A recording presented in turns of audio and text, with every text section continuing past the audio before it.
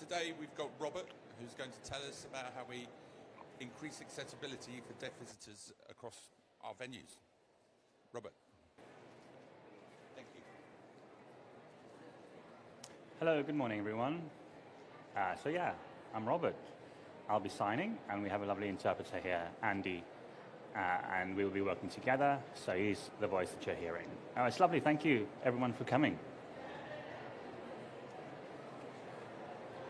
I'm from a company called Remark, and we are deaf-led, and we were set up in 1999. We have several services that we provide, but the one that's closest to our heart is the one where we provide accessibility and empower deaf people. So we have interpreter services, we have living services, which is CQC regulated, and we have an interpreter service, we have a training service, and a community service. And we're based here in London, but we work all over the country with organizations all over. So I'm going to talk to you about museums, heritage sites, and how we can really enhance the accessibility for deaf people. When I say deaf, I mean the entire spectrum, because here in the UK we have around 14 million people who have some kind of hearing loss.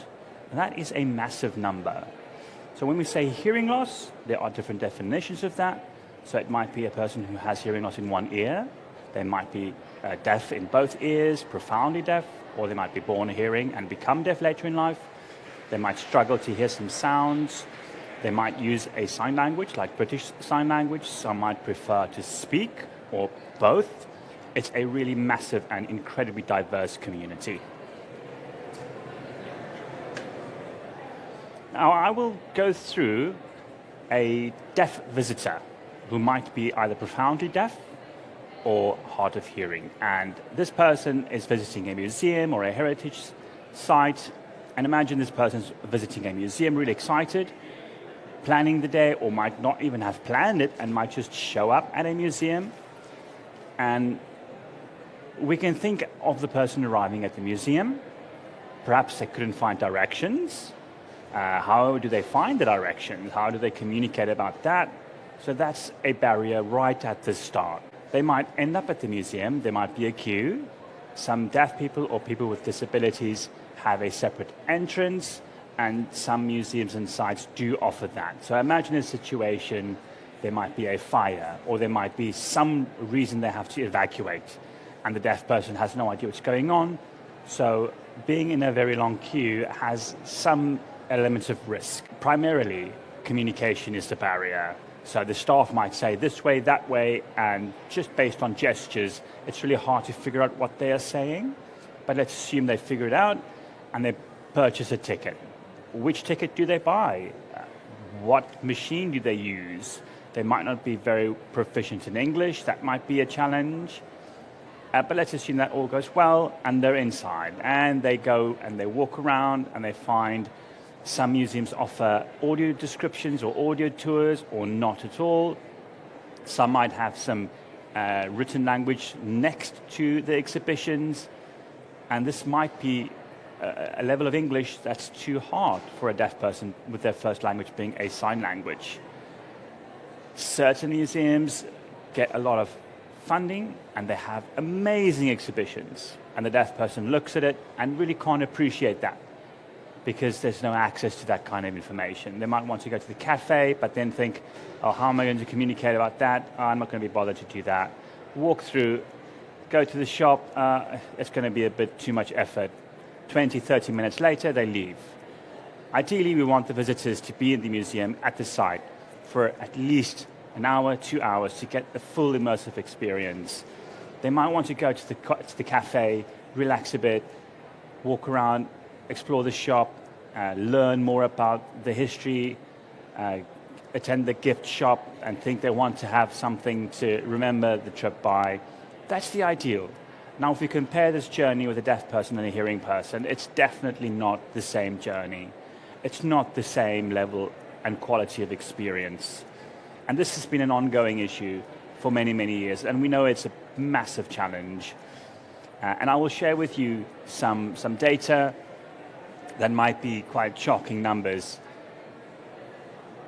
And if you think about improving this experience, deaf people or hard of hearing people if they go and had a fantastic experience, that spreads, that leads to increased membership, that leads to increased visitors, that leads to a better reputation, because the deaf community doesn't have a lot of places they can attend that's accessible, so they will talk about places that are accessible.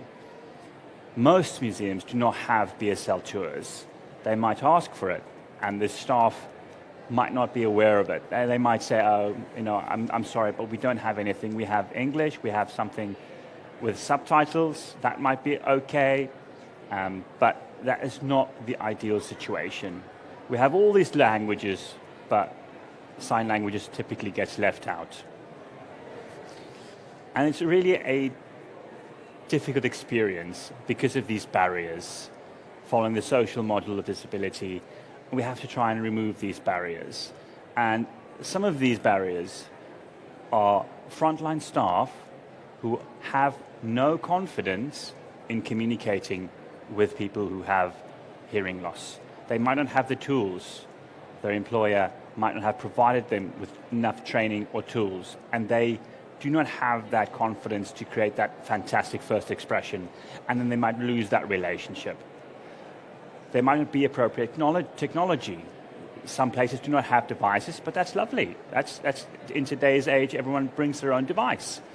And there are solutions where you have a QR code, you just scan it, and then you have immediate access to easy-to-read versions or British Sign Language versions. And that's right there in your hand where you can view the exhibition and have access to the information that surrounds that exhibition. But we don't want the deaf person to be there ignorant of what's going on there. Training is unfortunately insufficient. When I talk about training, I talk about diversity training, I talk about sign language training, I talk about neurodiversity training. With a deaf person who's also neurodivergent, a deaf person who's also in a wheelchair, a deaf person who's also blind, the barriers just increase exponentially. And training is something that can really address that. Tours, we don't have enough tours. I would say in 2018, there was a study that showed that 3% of museums and heritage sites have BSL tours led by deaf people. 3%. That was in 2018. In 2022, it went up by 1%. So in the UK, 4% of museums and heritage sites offers tours in British Sign Language. It's not a hearing staff member who does that tour. It is an interpreter who is there, or it might be a deaf expert, a historian, an artist who provides that tour themselves. And they lead the tour, and the deaf community can join that in. The interpreter can be there. It could be a mixed audience with hearing and deaf people, where deaf people are included instead of having a separate event. And unfortunately, we're only at 4%. And that is not enough. These exhibitions are so beautiful and so interesting, and the English is often inaccessible, and they can't have full access to that. The websites, most of your websites are key selling points, and for a deaf person, might not be bothered to go because the information is not accessible, or it does not say whether or not there are access in terms of subtitling and tours. And most websites do not have any kind of British Sign Language videos. Many places don't have tours, and for some places that makes sense. That is a reasonable decision. But if a deaf person visits that place, they would still want to have access to what the hearing people have access to. And thinking about how we can improve this, how we can address this, and how we can solve this and remove those barriers, just enrich your content. There's a whole world of deaf and deafblind and deaf people with various kinds of disabilities. Just make your content accessible to everyone. If you think about an audio tour, you might consider that your audio tour is not accessible to people who do not have access to that written language. Just have a solution that is accessible for everyone. If you have a video, you have subtitles, you have sound, and you have sign language. Just one resource, one piece of content that's accessible to everyone. And that really enhances your delivery. You can have interpreter support if someone wants to book a ticket, if someone wants to talk to customer services. There are video relay services. There are several companies in the UK that provide that allows a deaf person to place a call that is made via a sign language interpreter. So right at the onset, you have that fantastic impression where the deaf person really feels that there is complete access. There's deaf communities all over the UK, and if you make a concerted effort to reach them and educate them on what you have available, it's absolutely lovely. 75% of museums and heritage sites here in this country do not have deaf awareness training. That is concerning. 75% is a high number. So that's something we can work on. Just basic deaf awareness. It takes a few hours and can make an incredible difference. When you recruit, deaf people are the ideal employees. They are in the community, they can market your museum, your heritage site, they can lead your tours. That's an absolute winner in terms of recruitment. So be careful of any kind of bias in your recruitment process, because deaf people really offer a lot. Museums are a bit slow to offer positions for people who are disabled, but there's a really fantastic return in that. Volunteers, there are plenty of volunteers in the deaf community who want to become involved, but they don't feel that the volunteering community is accessible to them. They can provide a lot more than just what another volunteer can provide. And try to make your information easy to read. Just be clear, be simple, get to the point, and that already enhances the kind of accessibility. Look at this picture. The child might be deaf with hearing parents, which is the case, as most deaf people have hearing children. Most deaf people have hearing parents. So the parents can talk to the child about the painting, they can talk about the sign language in the video.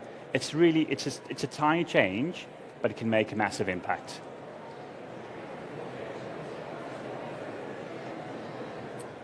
As I said, there are 14 million people in the UK who have a hearing loss. That's about 1 in 5. That's a lot. And that number is growing. In the coming years, more and more people will start to have a hearing loss. You might think, oh, it's fine, lip reading. They will get by, but only 24 to 40% of speech can be understood through lip reading, because lip reading is incredibly difficult to do. A person with hearing loss, it might be a very noisy environment, museums, lots of people walking around, having a talk. That might be incredibly distracting and make it much harder to focus on the sound. And as an aside, when we talk about hearing impairment, this is a term that we would rather avoid because impaired has a very negative connotation. I'm a deaf person. I have achieved a lot. I do not consider myself as impaired. I do not view myself as damaged. So we rather say deaf person. In your English texts, you can use a small case D and a capital D.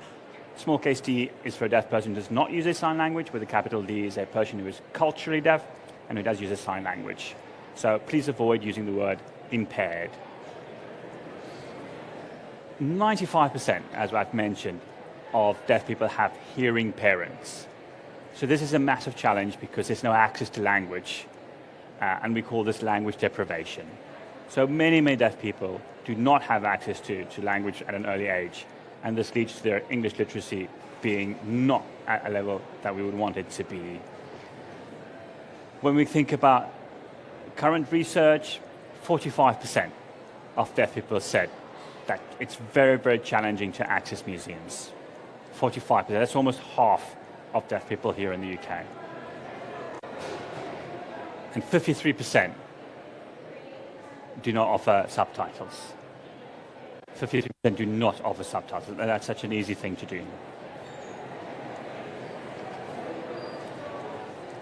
However, having said that, subtitles alone are not enough. While it's a good start, British Sign Language was recognized in 2003. only recognized as a language, but it's only gotten legal protection in 2022 through the BSL Act. It's because of BSL being a completely different language, because the grammar is completely different to English. So the language proficiency, as I've mentioned, is not as high as we would want it to be, because British Sign Language has a completely different grammar, it's a different medium, it's a visual medium, so English is not always accessible to deaf people. Some deaf people might have excellent literacy, but that tends to be the exception, unfortunately. So that's why subtitles are not the best option. It's really better to have subtitles along with a visual language like British Sign Language. It's an incredibly rich language, it's three-dimensional, it's visual, you use the space around you, and you can really, really enjoy watching a description about a piece of exhibition. And there's a very good idea to add British Sign Language translations. I've mentioned the BSL Act in 2022.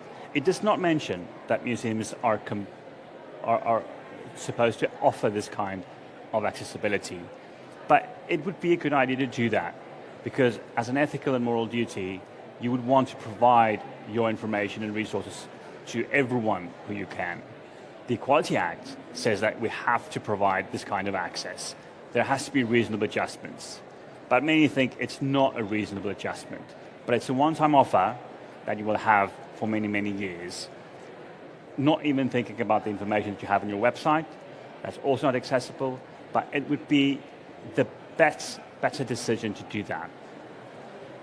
Think about what you convey to your community. Think about how you want to be recognized and how you want to be known as.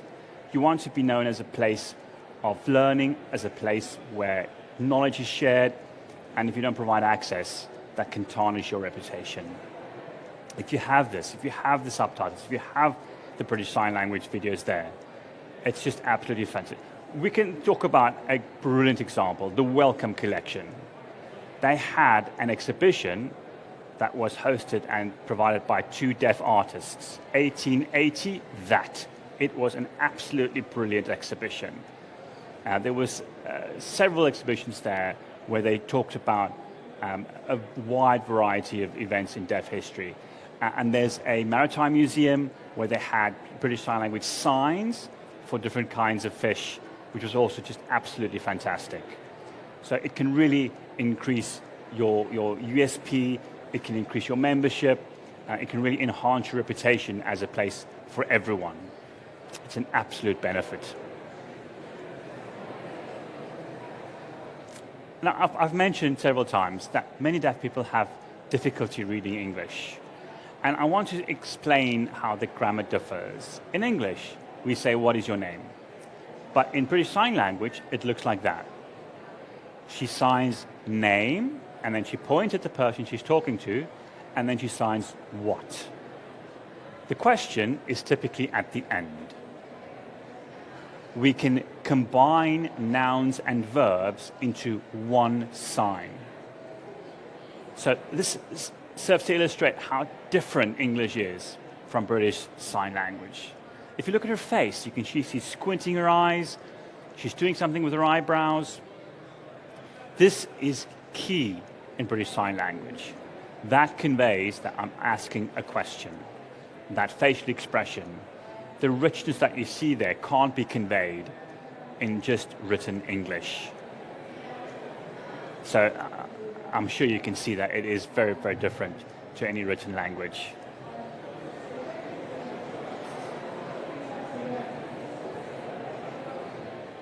And deaf awareness training is really, really important.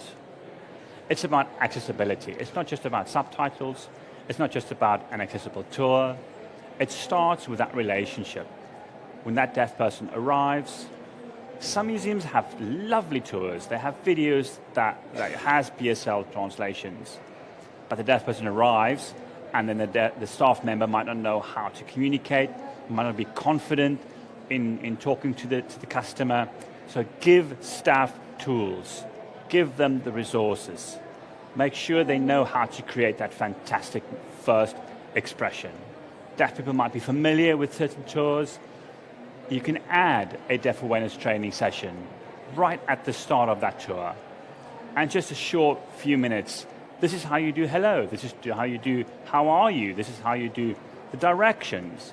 Just those few signs can make a massive difference. It's just about getting that confidence in your staff.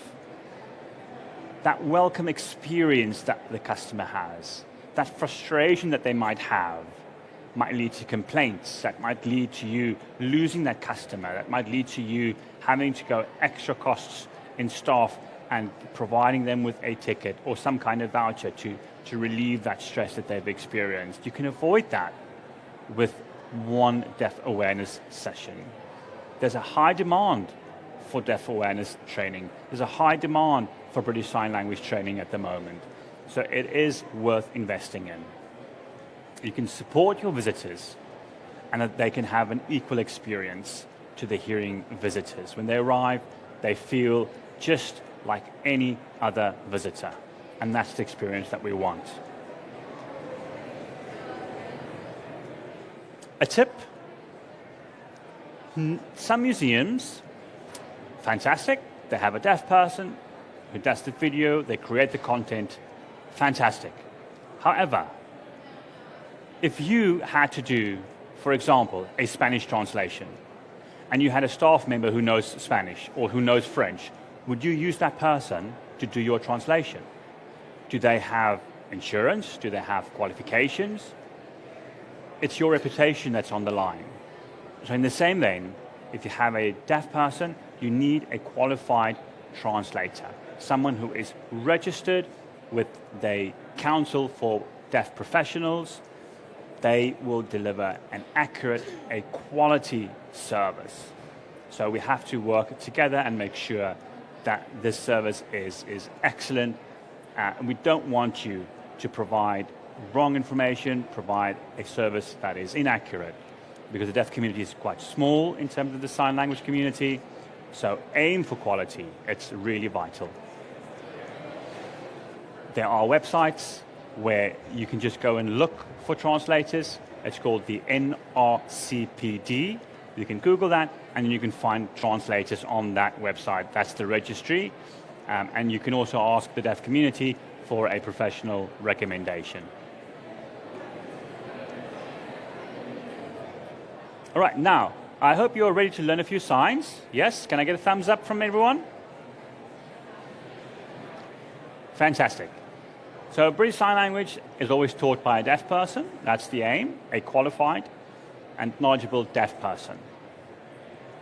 So what we're going to do now is I'm going to be signing and try and copy my signs, okay? We're just going to do a few signs. We don't have a lot of time. So just get a few signs and get the feeling for how it feels to have some movement along with your language. So when we say hello, we just do this. And make sure that you have a clear mouthing, because bye looks the same.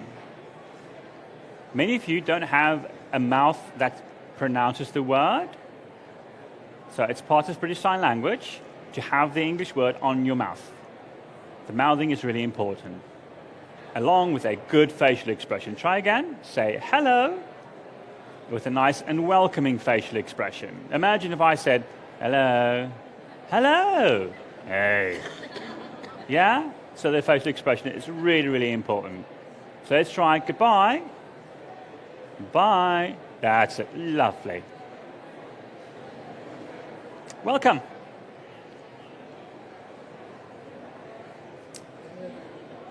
Yeah, welcome. So now try and combine the two. Hello, welcome. There you go. That's your first BSL sentence. Well done, everyone. Well done, well done.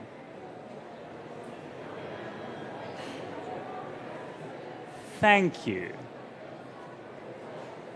Thank you. So it's below your lower lip. And it's the same sign for please. So again, we have to have the mouthing. It's really important. Thank you and please. Lovely, lovely, lovely. And sorry, we do a fist on the chest and it moves in circles like this. And again, with the appropriate facial expression.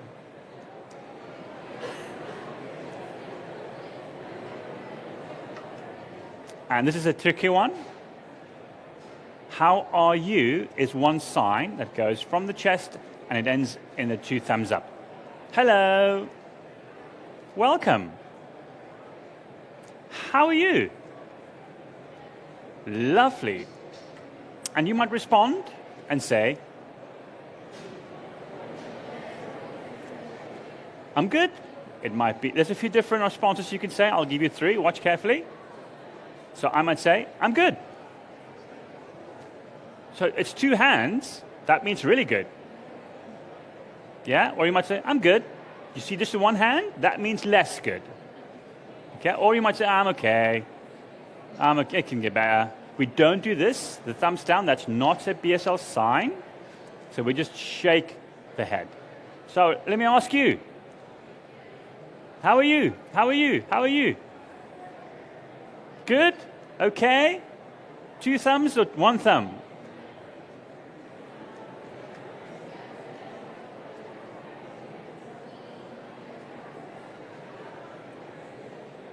Good.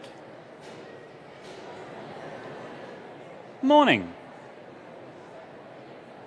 It's that hand shape. That hand shape does not change. And if you're right-handed, it goes from the left to the right. If you're left-handed, it goes from the right to the left. That's good morning. And that's good afternoon. Good, again. And the afternoon looks like this hand. And it goes from your chin and out like that. Good afternoon. There we go. And you remember what we talked about earlier? What's your name? Now, if you want to introduce yourself, you would do this. You would say, name. So it's the same as the afternoon hand, but it goes from your forehead. And it means name, and you point at yourself. And then what you do is you finger spell. So on your chair, you should have found a chart with the finger spelling. You can practice it. We're at stall A6, and we can teach you some finger spelling signs. If you want to practice with us, you're more than welcome to come and do that. And we're going to finish off with nice. So it's a thumbs up, and it moves across your chin like that. To meet, it's 2 fingers approaching each other. You. There we go. Nice to meet you. There we go. Okay, lovely. Thank you. So the pictures, the tips, the signs, it's straightforward. Imagine if your staff has that, if a museum staff has that, and the deaf person arrives. It is just absolutely fantastic for me to arrive at a museum and have that experience. It just makes such a massive difference. It's lovely to see all of you sign. So it's lovely to meet all of you. And questions and answers, I don't know if we have time for that. Perhaps we could do that for a few minutes. Yeah? Yeah, so we have some time. Any questions? We have the QR code. If you want to have a look, we have a free British Sign Language taster. That's in central London. You can take a look at that. And you can come and visit us. And we do a short British Sign Language lesson for that. Any questions from the audience? Thank you very much. That was very interesting. Really made me aware of things I wasn't aware of before. We work in a very multi-language environment. How do we deal with foreigners coming in? What's their level of understanding of British Sign Language?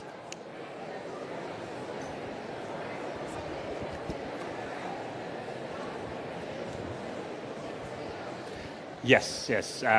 So we know British Sign Language is British Sign Language. We have American Sign Language. We have French Sign Language, and so on and so on. But there are gestural similarities, like hello, thank you. Most of these are similar. So for foreign deaf visitors, you have different sign language translations that's available. American Sign Language is very, very popular. It's like the lingua franca of sign languages. So there are alternate options available for you. So there are companies that can provide this kind of thing. But as I've said, the very nature of sign language is that it's a very visual language. It's gestural in a sense. So that might be good enough. But at the moment, it's not a big demand. For the moment, BSL is already very, very low within the museums and the heritage sites. So we want to do that first before we get to the other sign languages, if that makes sense.